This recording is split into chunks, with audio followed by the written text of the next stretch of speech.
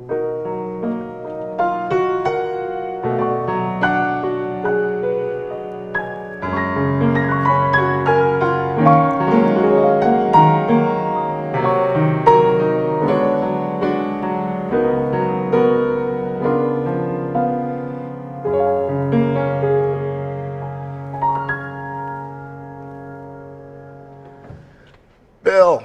Hi. how are you? Good. How are you? Good to see you. Nice to see you. Always good to see you.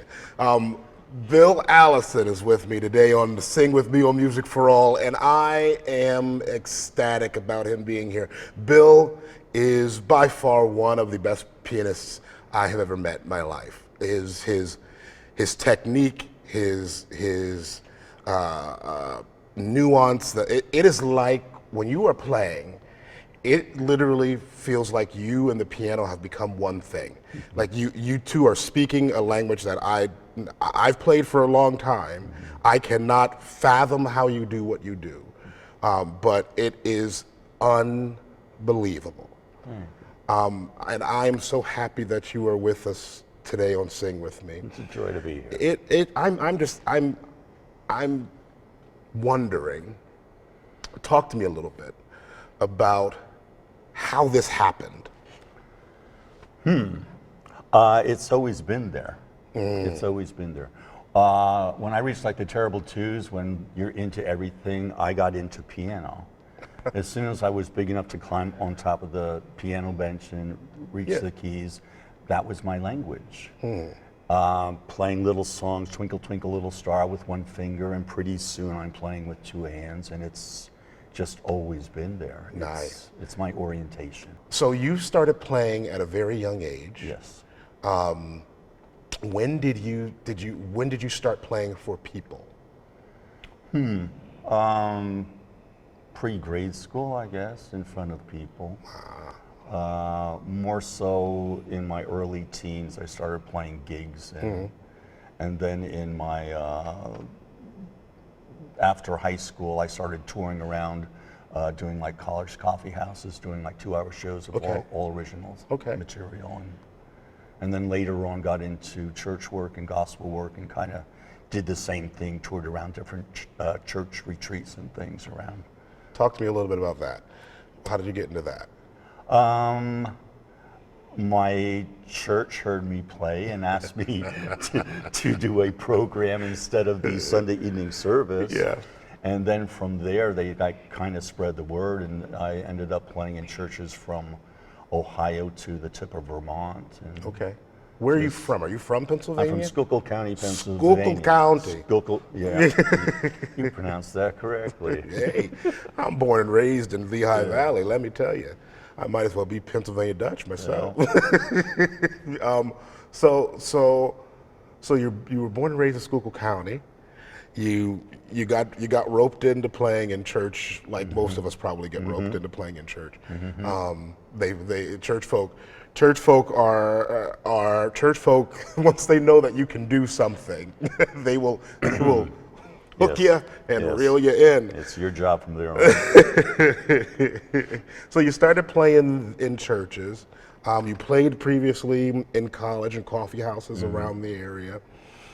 And I'm going to make a big leap. I'm going to take a big jump. So how long did you play in church? How long did you do that?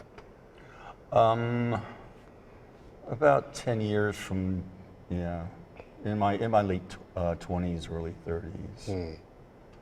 And if there was a song, I'm going to put you on the spot, and I know you probably haven't rehearsed it. If there was a song that you loved playing just as a special thing in church, what would it be? Oh. Yeah, you're putting me on the spot. I'm putting you on the spot. I would have to say Jeremy. Jeremy. Can you play a little bit of it? Okay, can I set it up for you? Yeah, go ahead. Years and years and years ago, I haven't done this in a long time. Years and years and years ago, when my mom turned 50, we had a surprise birthday party for her. We reserved this little picnic grove near our house. And it's just a small picnic grove, some picnic tables, a pavilion, some swings, and a little teeter-totter that goes around for the kids to play on. But we all got there early and hid behind the trees in the buildings, and when my mom showed up, we all jumped out and yelled "Boo!" She cried, and it was a lot of fun.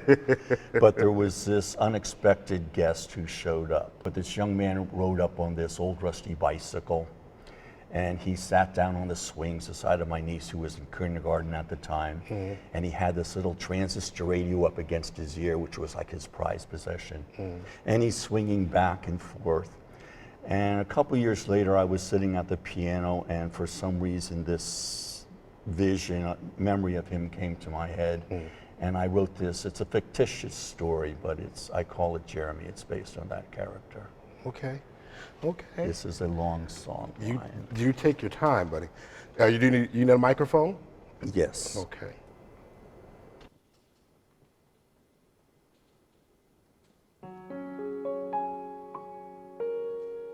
I swing high, I swing low, but there's one thing that I know.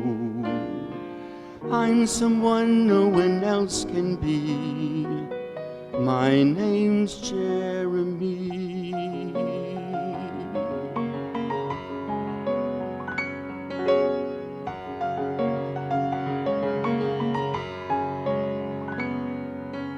Jeremy was a simple man, an eternal child, you see.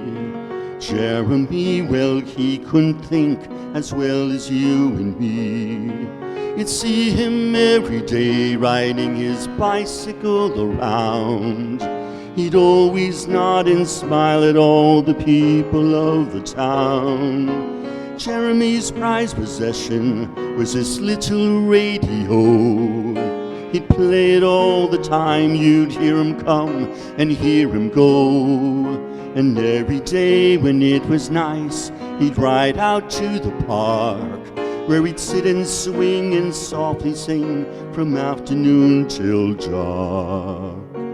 I swing high, I swing low, but there's one thing that I know. I'm someone no one else can be.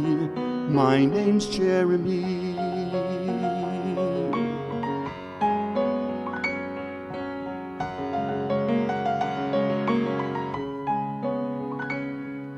I met him 2 Julys ago. I was just out for a walk. I met him down there by the park, and Jeremy starts to talk. He nodded his head and he smiled and he said, "It sure is a nice day. You know the bell on my bicycle broke, but I ring it anyway." Then he pushed himself for about an hour on this little merry-go-round. By the time he stopped, he could hardly walk, and he tumbled to the ground. Then he pulled a sandwich from his pocket, and he threw some to the birds. Then he sat back down upon the swing, and he softly sang these words. I swing high, I swing low, but there's one thing that I know. I'm someone no one else can be. My name's Jeremy. I like to think I was his friend. Well, anyway, I know. One time I saw him at the park, there with his radio, and he sat down beside me and he sang his little song. Then he said, "I'll teach you all the words so you can sing along." I swing high, I swing low, but there's one thing that I know. I'm someone no one else can be. My name's Jeremy.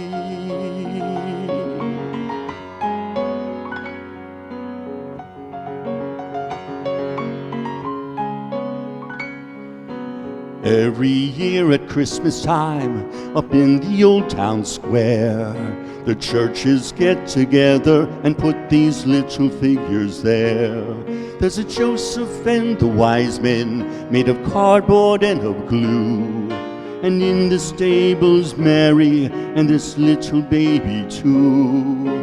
Well, Jeremy loved Christmas time, and at night he'd ride his bike.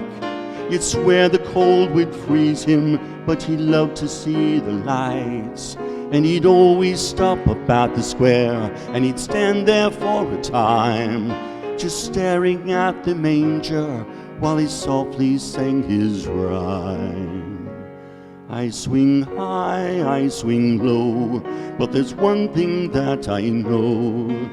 I'm someone no one else can be. My name's Jeremy. Christmas Eve was freezing cold, the coldest one in years. I saw him at the town square, and his face was stained with tears. But all he said was, I love the baby. Then he smiled and he rode off through the snow. Then I saw there by the manger Jeremy's gift, his radio.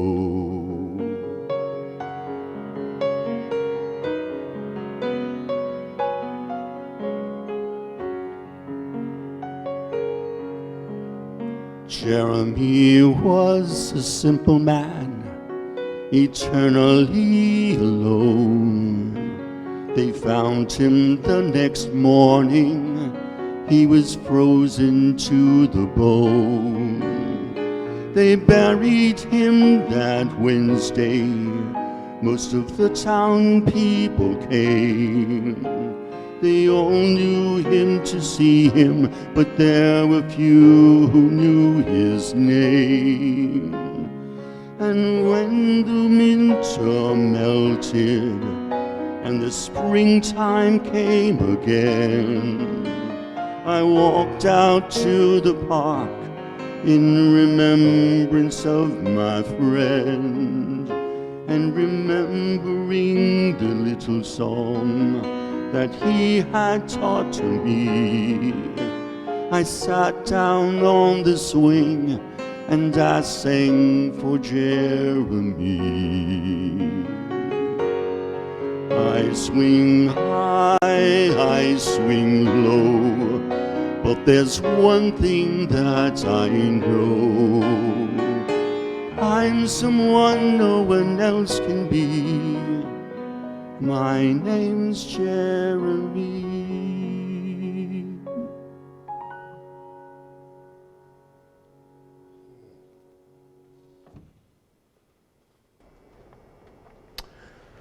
Okay.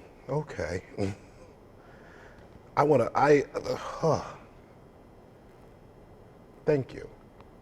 I want to talk to me a little bit about your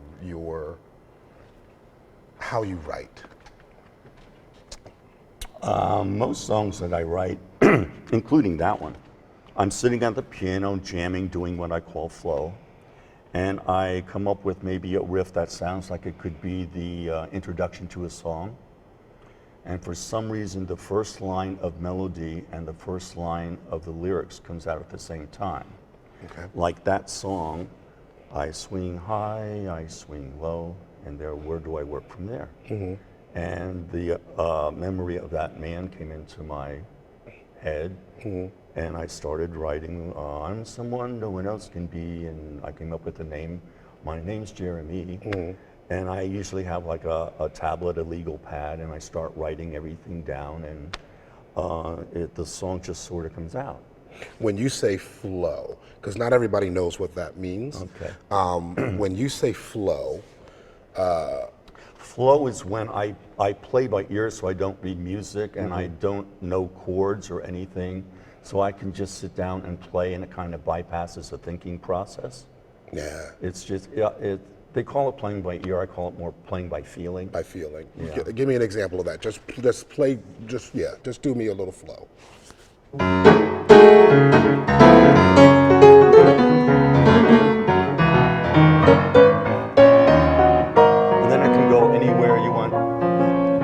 Just and you don't think about it. No. You just sit down and start playing. Yeah. It's almost like channeling in a way. I don't know how to explain it. It's a different language. If folks play by ear, I play by ear. Bill plays by ear. Pardon me. When you just sit down, you're not thinking. you don't really have a means to, you don't really have an ending you're just going wherever. The tempo might change, the timing might change, the key might change, the mode might change in the middle of it, and you're just letting it happen. It's it just is all happening at one time. It's wonderful built-in therapy. Yeah. It really is. Some of the best experiences I have had have been in a room, alone, by myself, simply just playing, and I couldn't do it again if you asked me to. Like, there are times where I'm playing and I'm like, who was that? Where did that come from? I don't even know what that was, but it worked. So you work from flow. You start from just the improvisation kind of thing. You usually get a hook or a simple lyric at the beginning. Just the first line of the first line of the melody and lyric, and if there's going to be a hook in it, it emerges later on when it's supposed to emerge. Everybody has a different technique. Everybody has a different way of doing it. I have a friend who needs to be weirdly needs to be in noise. Needs to be like downtown somewhere where a ton of people are going by, maybe in a loud coffee house or something like that, and that's where he gets the lyric. I have another friend who only gets music while she's driving, and they're both phenomenal songwriters. But it's amazing to me how that always works out for folks. How for you it starts here. It starts here, and that to me is indicative of you, because like I said earlier, the relationship that you have with this thing, this piano, is symbiotic. So it makes complete sense that your writing style, your writing technique starts here. What is it about this thing? Because a lot of people don't understand a piano. They don't understand. They think, even a lot of pianists and musicians don't understand what a piano actually is. What is it about this thing that speaks to you? Not just the fire in the belly, but the instrument itself. Wow, you're getting deep. I never thought of that.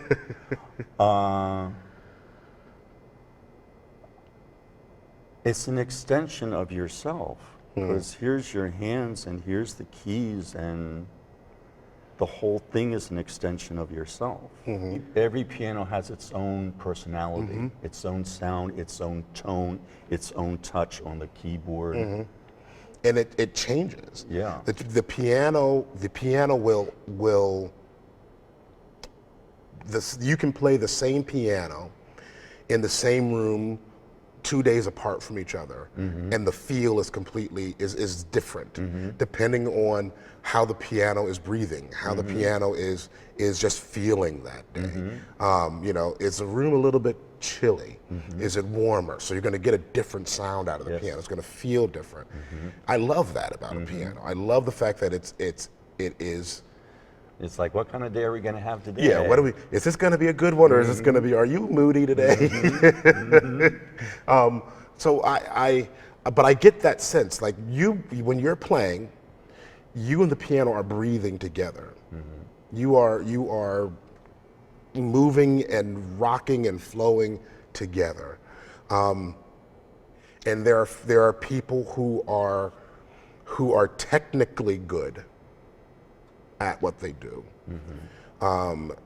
But the relationship that they have with it is a technical thing. It's not a personal, passionate love-hate kind of thing. It's technical. And then there are people who are deeply invested and have a long-standing relationship with the thing. And it is really hard to explain it. It's really, really hard to explain it. But when you meet somebody who can speak the language of the instrument, not just speak it, understand how it's feeling, understand how to massage it and how to get out of it. You've heard, I mean, you're one of them, but you've heard other pianists who can there are people who, when they play, for me, this is one of them. When they play, I want to get up. I'm going to pack my toys, and I want to. But tell me real quick. Are there any pianists that you love to listen to that give you that same kind of like? I don't think I can touch that after them. When I was a kid, Peter Nero, the Peter Nero Trio, he was awesome. Yeah. He was just awesome. He conducts like the Philly Pops now. He's, yeah, but yes, he was one of those that just you would see and you. I don't think that. Yeah. He just did it. I mean, just yeah. So, what is your favorite style to play? I don't have favorites. Okay. I don't have favorites in anything, colors or food or people or you know, genres of music. Okay. Because your moods change. You know, it's what's in the moment. Okay. You know? So, but well, what's in the moment right now? What do you got right now? Okay. I like the old standard hymnals songs too, but to give them a new life to them. So I'll do the one I did on Sunday. Okay. This is the second time we've had something like this on the program. I'll talk to you about it again.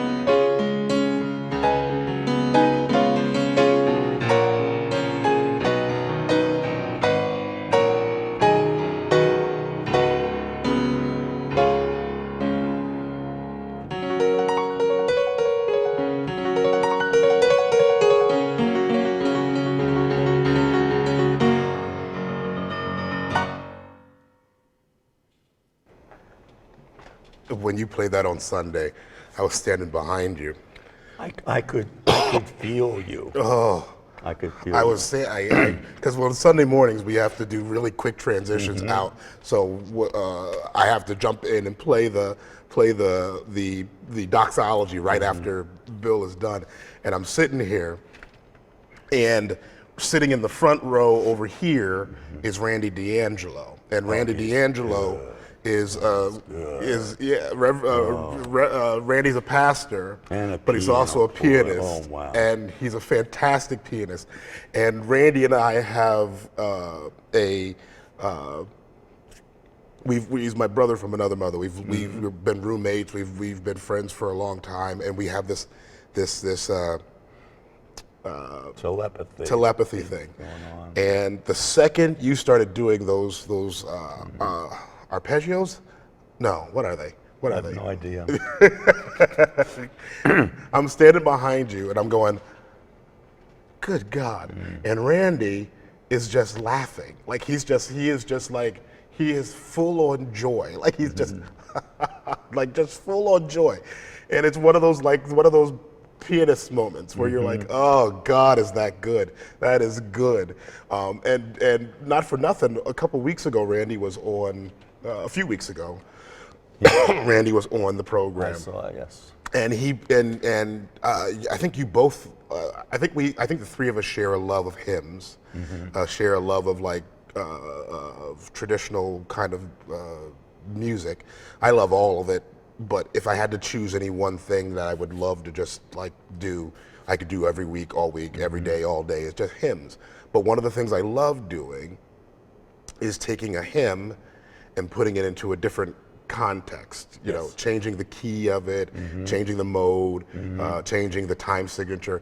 What folks don't really get, that you can take a song that was written 100 years ago, and just by adding a beat to it, just taking it from 3 to 4, it will change the whole dynamic of the song, and it will open up a whole nother way of thinking about it. You know, normally if I take a song and if I take it from 3 to 4, and it will change the feel of it, but it'll also change how I think about it. So 9 chances out of 10, it's going to change the modes that I'm playing it in. But Randy did the exact same kind of thing last time when he was here. He took a song called he took "I Am Thine, O Lord," and the same text, and reworked it, put it into a different time signature, and I love that stuff. I'm a hymn geek, and when somebody can make it new to me again, I love it. Or combine it with contemporary songs, secular songs. Yes. But that still have the same connection. Yes, It makes sense. yeah. Do you have another song? Sure.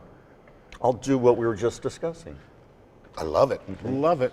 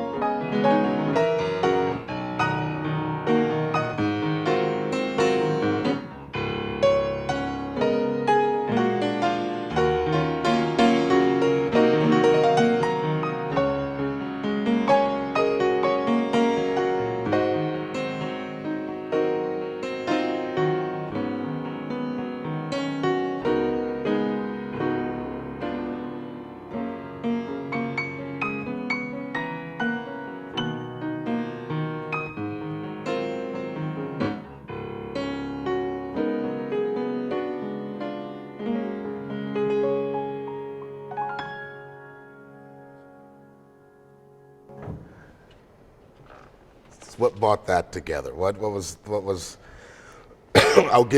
Anybody who can guess in the comments were there 3 songs in there, or was No, it just just 2? I know what the 2 were, but if you can guess what they were, you'll get a free copy of my CD. I'll send it to you.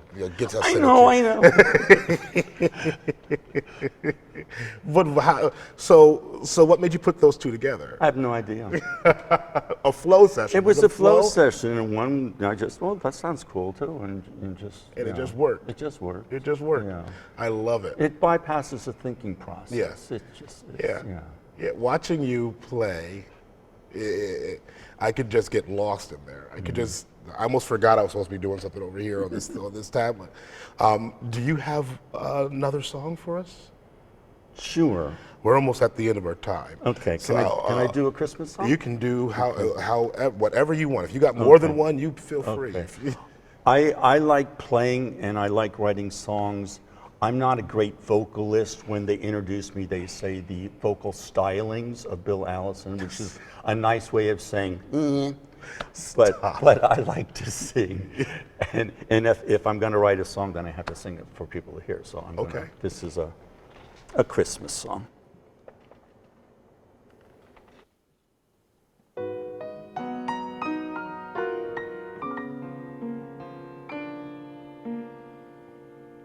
It's another Christmas time, that lovely time of year. The trappings and the trimmings and the wishing of good cheer. The hustle and the bustle, trying to get everything done. And suddenly the whole thing's over, faster than it had begun.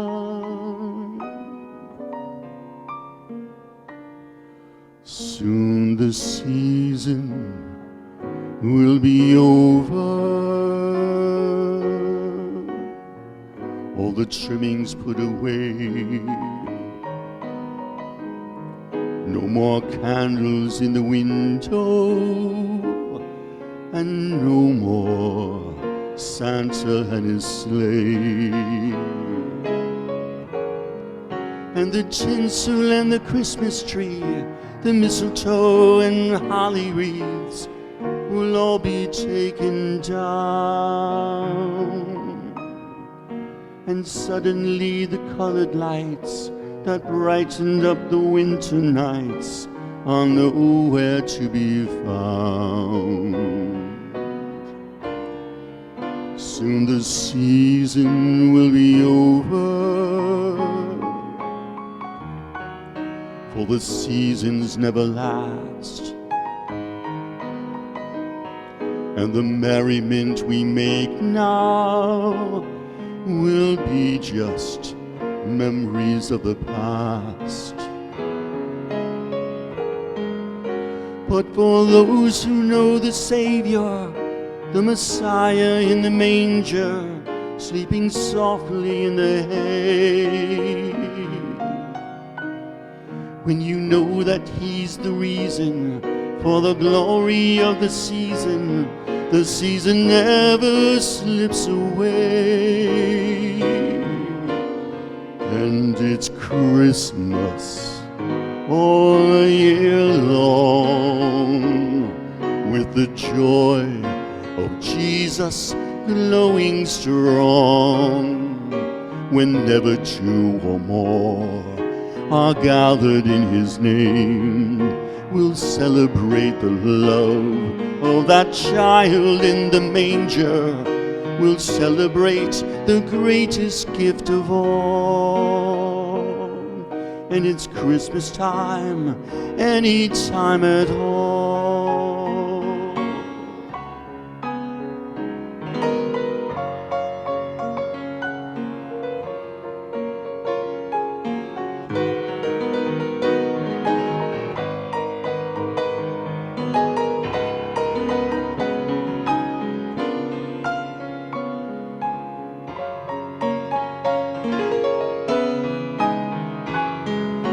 And suddenly the Christmas trees, the mistletoe and holly wreaths will all be taken down. And all the brightly colored lights that brighten up the winter nights are nowhere to be found.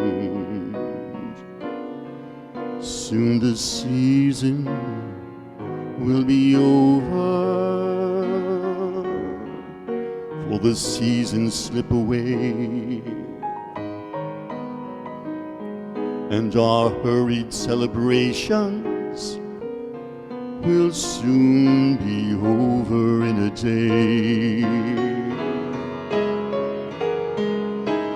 But for those who know the Savior, the Messiah in the manger, who was born that glorious night, He is perfect, true, and holy, Prince of Peace and King of Glory, who will bring eternal life. And it's Christmas all year long, with the joy of Jesus glowing strong. Whenever two or more are gathered in His name, we'll celebrate the love of that child in the manger. We'll celebrate the greatest gift of all. And it's Christmas time, any time at all. Yes, it's Christmas time, any time at all.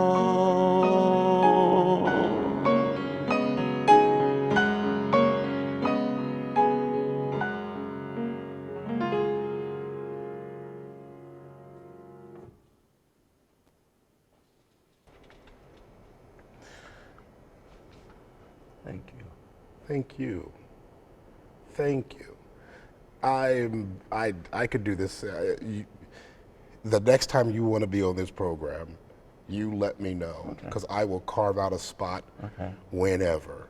Anytime you want to come out here, you let me know. For real. I'll be back. Oh, thank you, Bill. Thank you. Thank you. If people wanted to connect with you, how would they connect with you? Can they email you? Can they can they find you on Facebook? Can they, They can come to MCC on a Sunday morning. Maybe I'll be here. On MCC Lehigh Valley. So Bill is a